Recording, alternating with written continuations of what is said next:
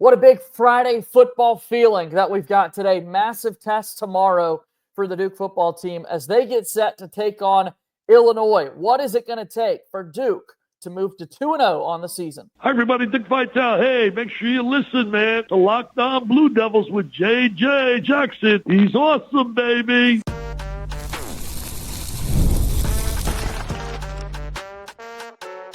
You are Locked On Blue Devils, your daily podcast on the Duke Blue Devils. Part of the Locked On Podcast Network, your team every day. Hello, everybody. Welcome into another episode of the Locked On Blue Devils podcast. My name is JJ Jackson. So great to have you here with us today on this Friday, September 5th, 2025. Locked On Blue Devils is your one-stop shop where we discuss everything going on inside the life of Duke athletics. On today's show, we'll get you set for tomorrow's big football game as Duke gets set to take on Illinois. We'll chat with Conor O'Neill from Devils Illustrated. We'll also have a little bit of conversation about Duke basketball as they get set for an exciting upcoming season. We'll have that coming up a little bit later in the program today. If you have not done so already, please be sure to follow and subscribe to Locked On Blue Devils for free, wherever it is that you get your podcasts. Leave us a 5-star rating and written review. Today is 5-Star Friday, so let's be sure to give you some 5-Star Friday shout-outs a little bit later in the program. Your support means so much to us within this world of Locked On Blue Devils. Also, watch our show each and every day on YouTube.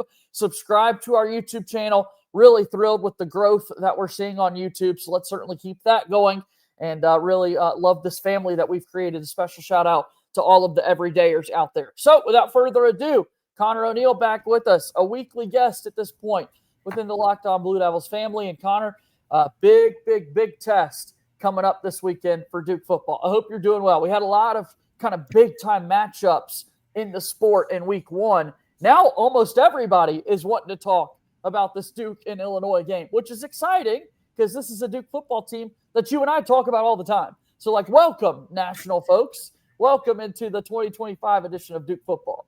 Yeah, it's we're not quite talking Ohio State, Texas, and Arch Manning debut and that kind of stuff, but it is interesting that this one's doing a little more heavy lifting than if it had been in last week, or I assume the schedule next week is probably loaded too. But yeah, this is a big one. I would say don't be distracted by the number telling you that Illinois is number 11 and Duke is unranked. I think the preseason and the early season rankings mean less than ever because of how much roster turnover there is in college football. So I see two really evenly matched teams and two teams that have a lot more in common than they have different. A lot of returning production with both.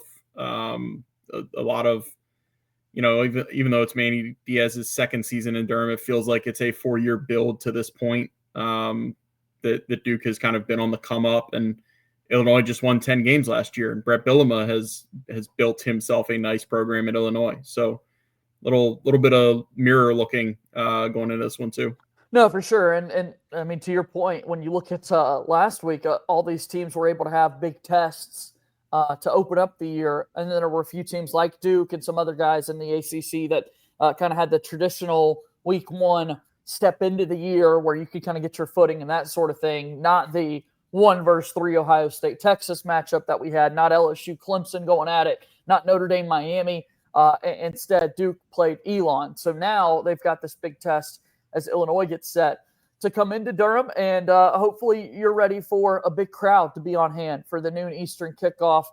That home field advantage, I want to start there early in the show here today. Was looking a little bit earlier, reading on your work over at Devils Illustrated. How about, 17-3 for Duke in their last 20 home football games? What world are we living in, man? This is incredible what Duke's been able to do over the last several seasons at home.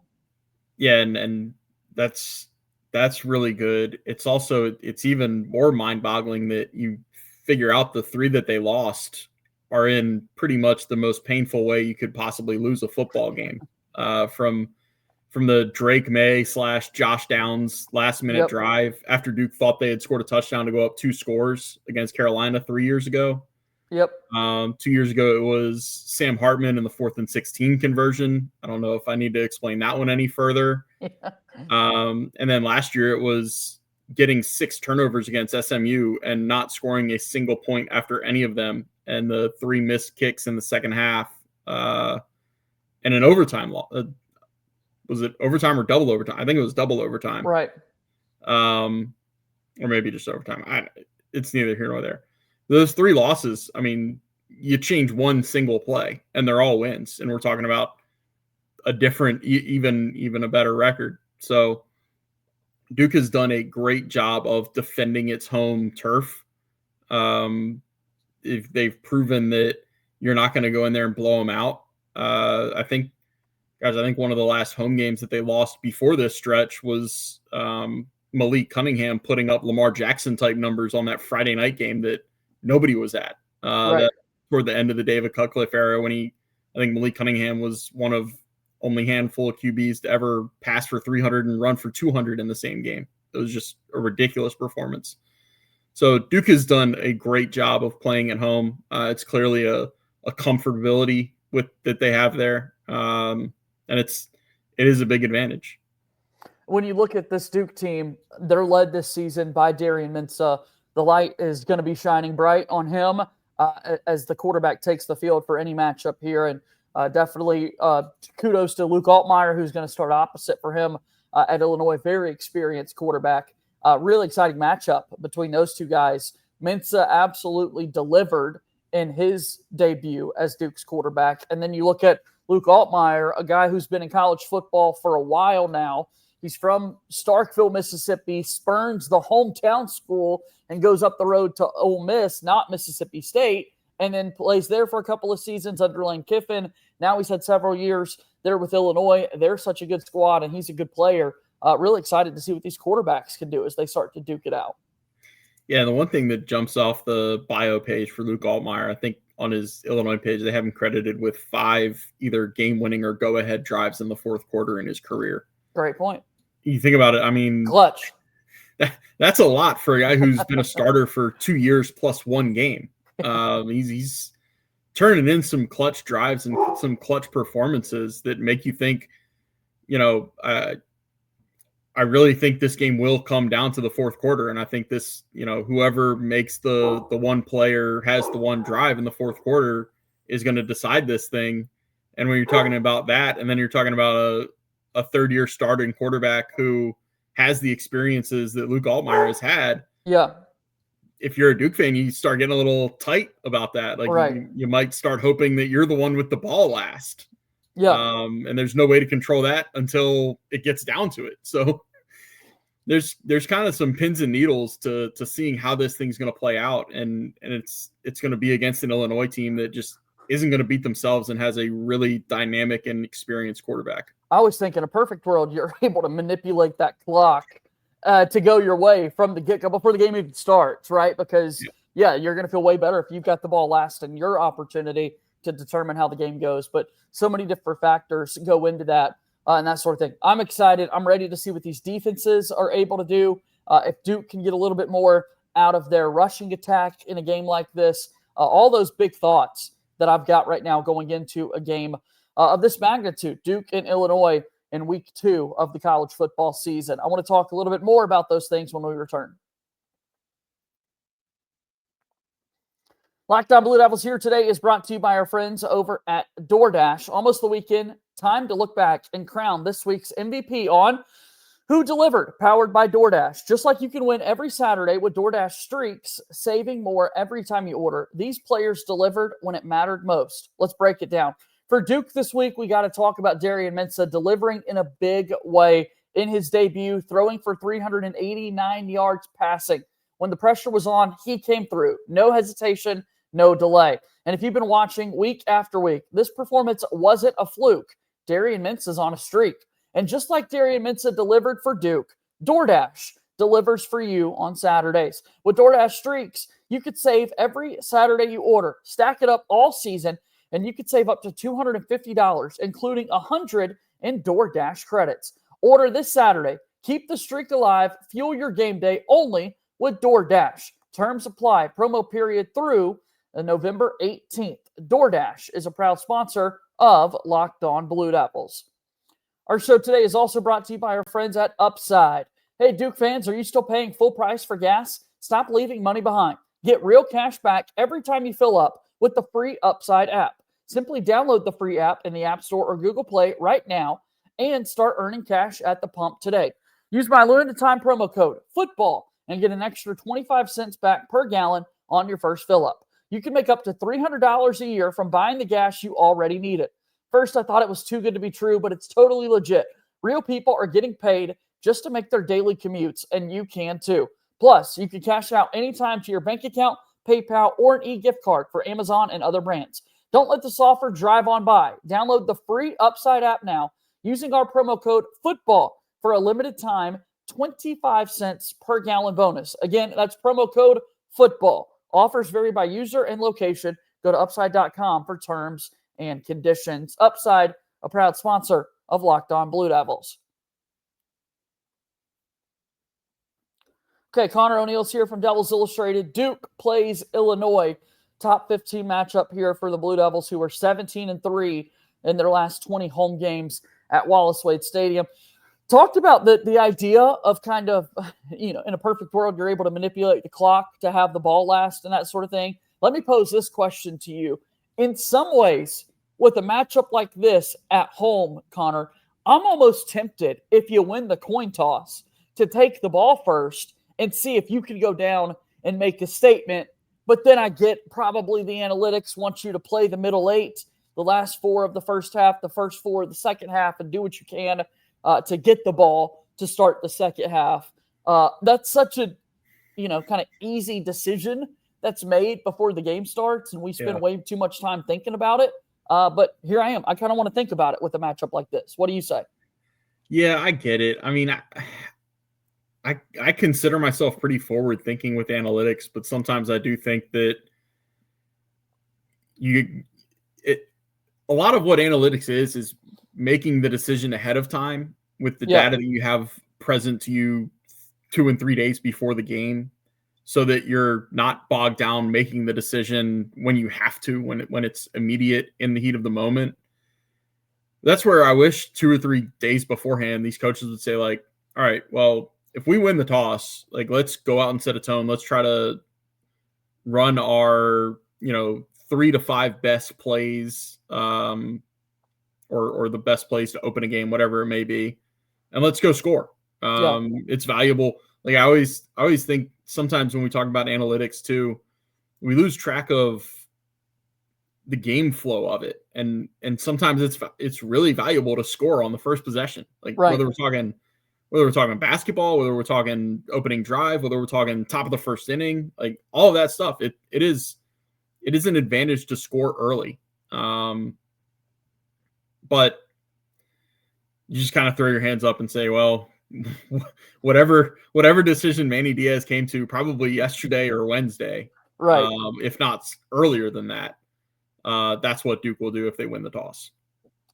We'll see. I mean, the question, that's like the first question that gets answered, right? Is how the coin toss goes and kind of how you react to that. Offensively, the reason I like the idea of just creating some life and buzz, scoring a touchdown, makes more momentum for the defense that they're playing with, making it tougher for Illinois to come out. Again, though, I understand if you don't do so hot early on, maybe you want the ball coming out of the locker room to really get that second half started after you're able to make adjustments and that sort of thing. Speaking of adjustments, boy, do you hope that the running game for Duke is a little bit improved. They had the 2 explosive plays really last week with Jaquez Moore's touchdown run and then Anderson Castle breaking a 50, 60-plus yarder on the ground. But can they be more effective running the ball?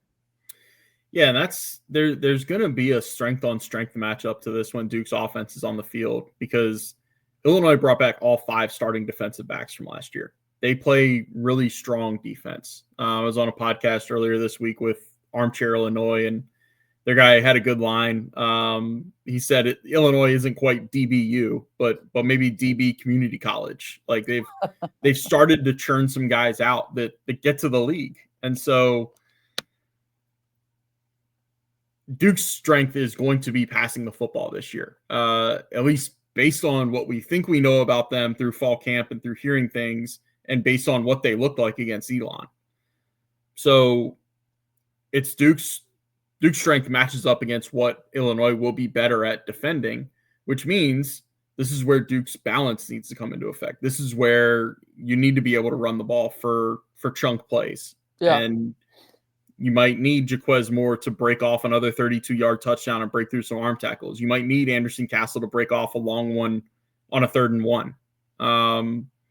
We'll see if that's the fun part of this is we're going to see it play out less than 24 hours from now. So that's what I'm really going to be looking for. And to go with the first drive aspect of it, that first Duke possession, I want to see if there's more of an emphasis on the quick passing and the downfield throws, or if they do try to come out and run the ball immediately. So many questions, man, because if you want to run the ball and then, you get stopped a couple of times, then all of a sudden you're right away facing kind of a big 3rd down against, as you just said, a super experienced secondary. And let's really test it early on and that sort of thing. Flip sides of the ball. Let Luke Altmeyer, the quarterback we talked about, the Duke secondary, Illinois, the ground game. What is all of that looking like from the Duke defensive perspective? I tend to think Duke has to get pressure on Luke Altmeyer to win this game. I just think a quarterback that experienced who has seen just about everything you're going to see in college defenses. Yeah. Get after him. You're going to have to pressure him. And Duke pressured Elon really well for the first 3 possessions last week. And then they got hit with that 44-yard run on a 3rd and 20 draw. And it was just kind of like that took a little wind out of the defense's sails. And it was like that for the rest of the game pretty much. So that can't happen again, obviously. And if Duke's defense can get back to dialing up the pressure that they were getting, Josiah Green had a sack on the very first play. I think VJ Anthony was in there on one. Might have gotten pressure with a safety or a nickel or something like that. But Duke will have to get pressure on Luke Altmeyer. They're not going to be able to just sit back and let him cook, as the kids say.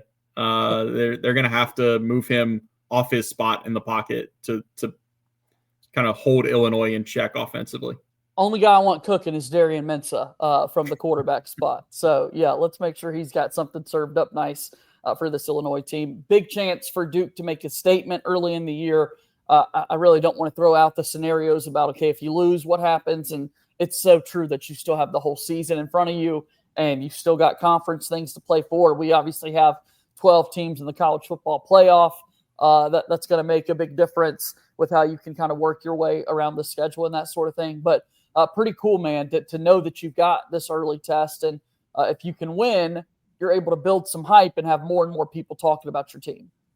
Yeah, I think if Duke wins, they're in the top 25. I always think it's better to be in the top 25 the earlier in the season with a tangible result. Yeah. Not just moving up because you're like one of the last 28 unbeaten teams or whatever. And let's be honest, like there are some teams, and a lot of the teams that lost last week fall into this category.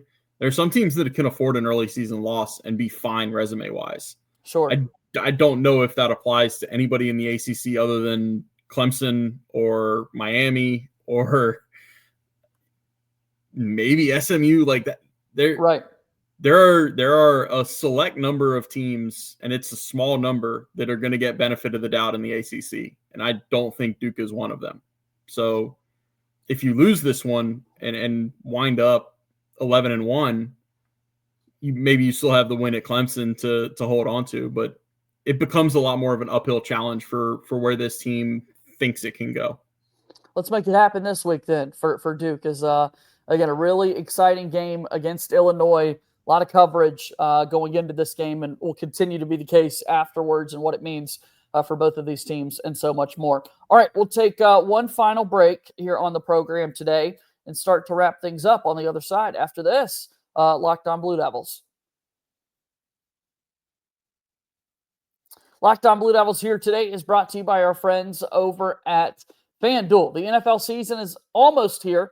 It is here. It starts last night. What a fun game we've got between the Eagles and the Cowboys to get the season started. And FanDuel is making sure that you're ready for kickoff with the can't-miss offer. There's a Friday night game tonight in Brazil between the Chargers and the Chiefs, and then a full Sunday of action coming your way. Right now, new customers on FanDuel can bet just $5, and if your bet wins, you'll get $300 in bonus bets to use across the app. Looking at college football as well, right now, FanDuel's got Illinois favored by 2.5 over Duke going into tomorrow's game. Go check out all of that action, the player props, and so much more. If you're ready to play, download the FanDuel app now by visiting FanDuel.com to get started. That's FanDuel.com to place your first $5 bet. FanDuel is a proud sponsor of Locked On Blue Devils. Today's show also brought to you by Mazda. Mazda crafts cars for those who choose to do more than simply move. They follow what moves and what makes them every time they drive. And that's what makes Mazda stand out. They go beyond safety, style, and performance to deliver a driving experience that feels alive in every single detail. Offers more safety, having won 2025 IIHS Top Safety Plus picks awards than anyone else.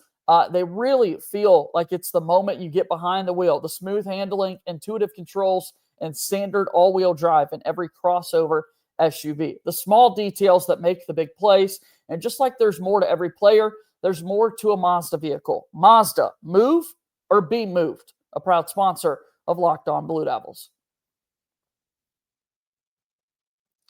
All right, final few moments. Conor O'Neill's here with us. Do want to talk a little basketball before we get out of here, as now the calendar has turned to September, which means we're getting closer to the start of Duke basketball season. Once football begins, we know Duke hoops will be right around the corner. Saw earlier this week, Jon Scheyer recognized by the NABC, the National Association of Basketball Coaches, over 5,000 people in this gig or in this organization from all three division levels of the NCAA. And Scheyer, one of the 9 people selected here. Pretty cool. Only his 4th season that he's about to be a head coach, Conor, and he's recognized like this. Yeah, that was kind of my takeaway was because Steve, I think it's a 1-year term with this thing. Okay. And so Steve Forbes just served on it last year. And my thought process going through with Steve is 60 years old. And it was, I think, kind of his first time doing something like this, at least to that level. Right. And so then when Jon Scheyer, who's about 18 months older than me, is named to something like this, like, wow, that's quite the accomplishment for, I would like to say, still young Scheyer or relatively young in coaching years. But it's not like anybody is questioning his credentials to be there. You know, right. He's obviously grown up around Duke's program.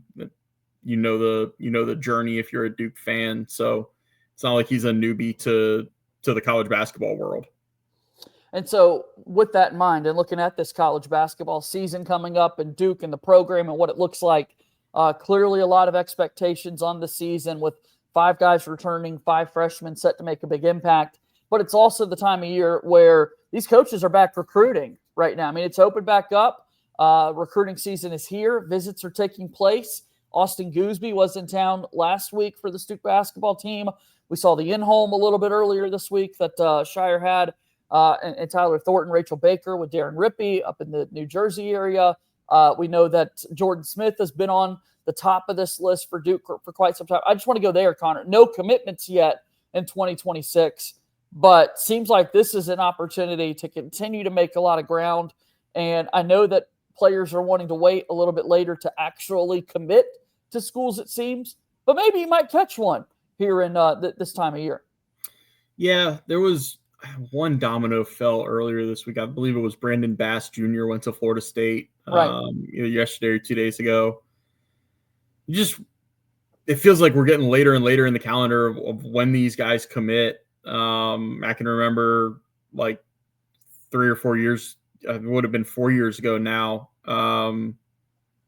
It was like Kyle Filipowski and Dariq Whitehead had already committed to Duke to play for John's first class.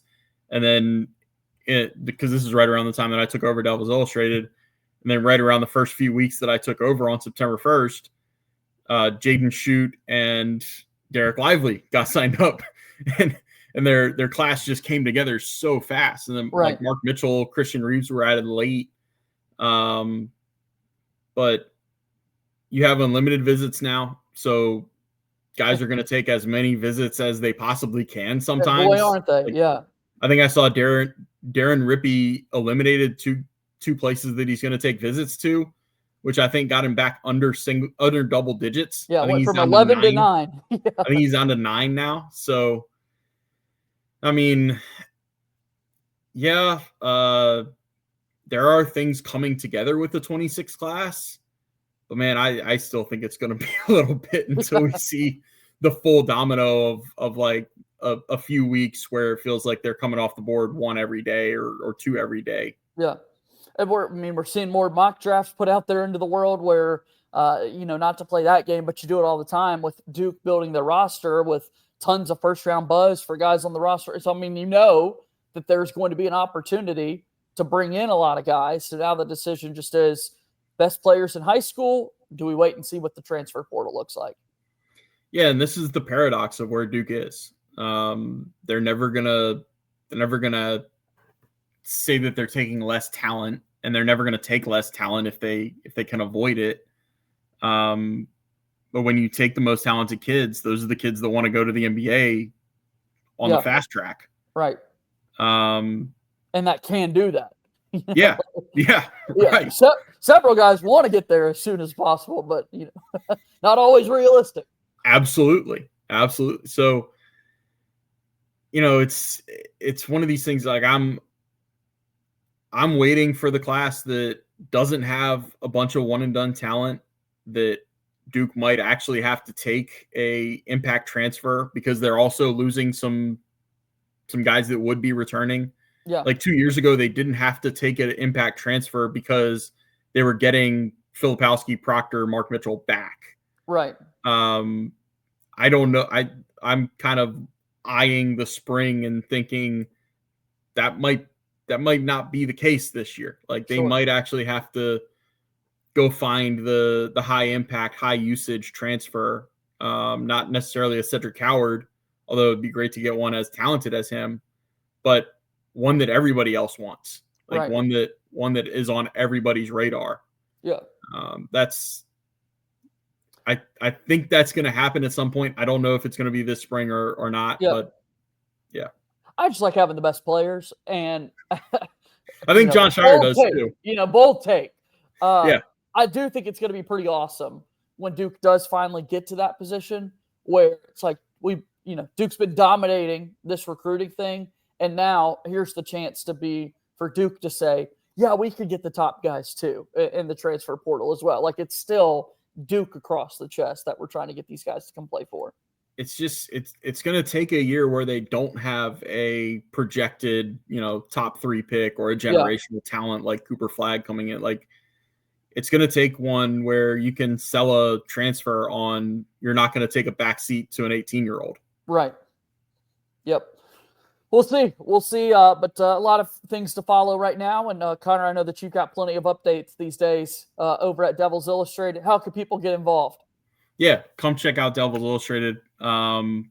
It's got a long website address, but if you just type in duke.rivals.com, it'll take you to where you need to go still.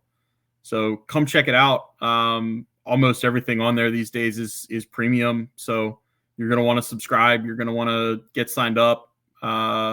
Check out the Devil Insider message board. Posting on there more frequently now than I had been in the past. And hope people check it out because I think they'll enjoy it. I can endorse that as well. Make sure you go do that. Connor, good to see you. I'll enjoy following your coverage this weekend, and we'll talk next week, okay? Sounds good. All right, that's Conor O'Neill joining us here on today's episode of Locked On Blue Devils. That brings us to a close here today on this Friday. Be sure to subscribe to us on YouTube. Subscribe wherever it is that you get your podcast as well. Got a 5-star review recently from Poodle Duke 1. The username said, excellent Duke content, excellent Duke exclusive content for a variety of perspectives. Appreciate that shout out there. Then how about this one? Potato 827639. What a name that is. A 5-star review for Locked On Blue Devils 2 over on Apple. Every day I wake up, this is one of the great things I look forward to. Great podcast overall. So appreciate that. Give us a 5-star review and we'll give you a shout out on the show as well. That'll do it for our show. As always, go Duke. I'll talk to you on Monday. My name is JJ Jackson. Thank you and good day.